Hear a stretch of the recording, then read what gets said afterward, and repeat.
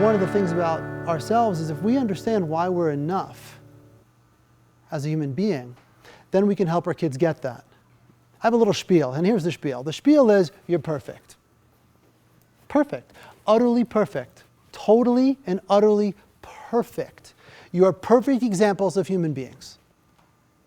Perfect. You are going to be loving, and you're going to be a monster. You're going to be patient and impatient. You're going to be creative and pretty flat with that. You're going to be ignorant, and you're going to be totally intelligent. You're going to be boring, you're going to be funny. You're going to be insightful, you're going to be pretty blind about things. You're going to be open, you're going to be closed. You're going to be helpful, you're going to cause trouble. All on your journey of evolving as a human being. Because all these actions are always, we try to regulate our internal environment, feel like, where am I? Do I feel okay? Maybe this will make me safe. Maybe this will get me love. So as kids, everything they're doing is a form of self-regulation, ultimately. That's why every issue is a doorway into a deeper understanding. They're all trying to regulate themselves. So we can understand that to be perfect means it's okay to totally screw up. You're going to do that a million more times.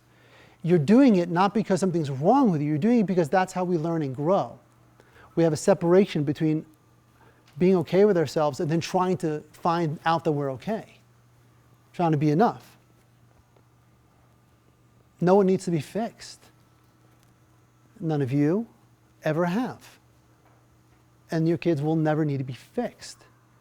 And this piece of that you are unconditionally, totally enough, 100% of the time is the truth.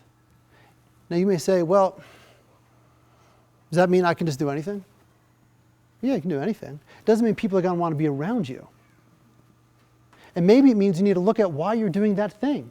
If enough people say, hey, Michael, you talk too much. Michael, you don't listen, which is the feedback I got a lot, because I'm hyper and my tendency was to be very righteous, so I would just blast people, you know. And the feedback I got is like, okay, there's truth in that. So I'm going to take that feedback. But there's also feedback that I'm like, that's mine, actually. I think that's theirs, you know. Yeah, so this piece of unconditional self-worth, how do we parent in a way that helps kids realize that they're unconditionally enough? Well, first of all, you have to get that yourself. And then it's having conversations with them and explaining to them, even though they won't get it now, but for years, just sharing these insights and this truth. Here's why you're enough. So if those kids reject you, maybe there's feedback in it for you. Or maybe they're rejecting you because, you know what, here's what happens with groups of kids. Here's what happens. They're scared, they're trying to have control, they're trying to feel powerful, so they're rejecting you. I know it feels horrible, and it doesn't mean you're not enough. It means you don't hang out with those people because they're not safe. So we're changing how we relate to these common situations. And it has to come from that raw place, that aching place to just be safe. I want to be safe and loved. That's pretty much it. And everything's revolving around that. Then we go into our heads because we don't know how to deal with this. We're like, I'll parent from up here. It doesn't work. I mean, the statistics, right? I mean, they're insane. So it really means, and girls, of course, have the same issue. You know, we're not meeting them in their heart. It's not boys.